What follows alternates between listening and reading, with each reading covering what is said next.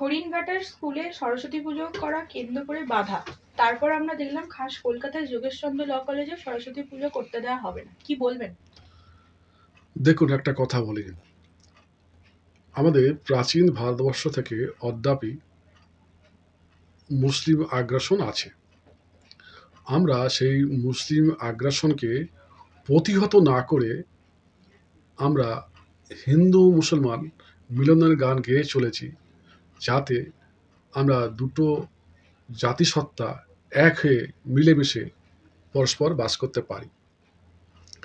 কিন্তু মুসলিমদের যে উগ্রতা, তাদের যে প্রেমহীন জীবন, তাদের যে আগ্রাসন, প্রেম দিয়ে তাদের বোঝানো যাবে না। তারা ভালোবাসাকে ভালোবাসতে জানে না, তারা হিংসাকে ভালোবাসতে জানে। যার ফলে হরিণঘাটা থেকে কলকাতায় তারা শরৎ পুজো করতে দেবে না বলে একজন উগ্রপন্থী বলবো, সে হুমকি দিচ্ছে। তার উদ্দেশ্যে বলি এবং তাদের সাপোর্টারদের উদ্দেশ্যে বলি, আমাদের যে ধর্ম আছে, ঋগ্বেদ থেকে যেখানে শরৎ পুজোর কথা বলা হয়েছে, আমাদের ধর্মে বিদ্যার দেবী সরস্বতী পুজোকে আমরা পুজো করে আসি। এটা আপনি দেখবেন প্রাচীন গ্রীসে, ইলিয়াড ওডিসিতে, সেখানে বিদ্যার দেবী অ্যাথেন্স বলে একটা বিদ্যার দেবী সেখানেও আছে। অতএব এটা আমাদের কৃষ্টি কালচার, ধর্মীয় সংস্কার মধ্যে আছে। তাদের ধর্ম তো নেই, তারা জানবে কী করে যে বিদ্যার দেবী কি, বিদ্যার দেবীকে কেন আমরা পূজা করি? তারা শুধু হুমকি দিতে থাকে। কেন হুমকি দেবে? আর সরকার সেখানে হাত গুটিয়ে বসে আছে, কেন বসে থাকবে? হাইকোর্ট অর্ডার দিচ্ছে, সেখানে শরৎ পুজো হবে পুলিশ পাহারায়, সশস্ত্র পুলিশ পাহারায়। কিন্তু ডিফেন্স খেলে গেল। আর যে এই যে সম্প্রতি নষ্ট করলো, যে উগ্রপন্থীর মতো কাজ করলো, পুলিশ তার বিরুদ্ধে কেন অ্যাকশন নিল না? এতো ইমিডিয়েটলি অ্যাকশন নেওয়া উচিত। তাহলে আমরা প্রতিটা শরৎ পুজো যখন করব আর হুমকির সম্মুখীন হব, তাহলে আমরা কি কোর্ট থেকে পারমিশন নিয়ে হব? আর যারা টাকা নেই, যারা কোর্টে আসতে পারবে না, যারা গ্রামে গঞ্জে আছে, যারা যেখানে সাংবাদিকরা এই খবরগুলো করতে পারবে না, তাহলে সেখানে কি শরৎ পুজো হবে না? তাহলে আমাদের কৃষ্টি কালচার কি উঠে গেল? মুসলিম আগ্রাসনের মধ্যে দিয়ে থাকবো? আমরা সে মুঘল পিরিয়ডে আছি, না ইংলিশদের পিরিয়ডে আছি? মুঘলদের আমরা হটালাম, ইংরেজদের আমরা হটালাম। ইংরেজরা যদি আমাদের দস্যু হয়, আমরা যদি ঘৃণা করতে শিখি, বিদেশি আগ্রাসন বলে মনে করি যদি করি, তাহলে মুঘলদের সে একই পর্যায়ে পড়ে। মুঘলরা ভালো, ব্রিটিশরা খারাপ। ব্রিটিশরা ভালো নয়, মুঘলরা ভালো, এটা কোনো ব্যাপার নয়।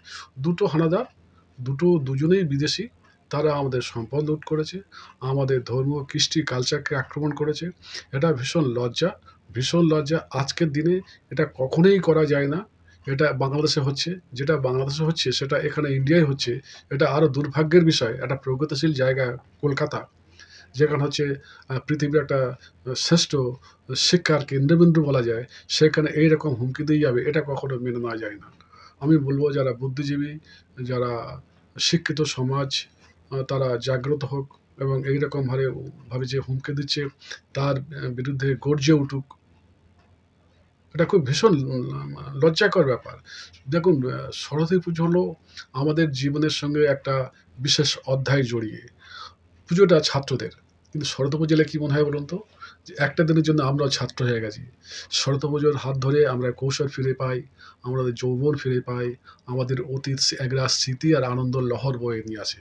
এরকম একটা যেখানে একটা আনন্দর একটা উৎস, সেই জায়গাটা কেউ নষ্ট করতে পারে না। কেউ আমাদের আবেগ, অনুভূতি, ধর্ম, কৃষ্টি, কালচার নিয়ে কেউ কক্ষনো এটা পারে না।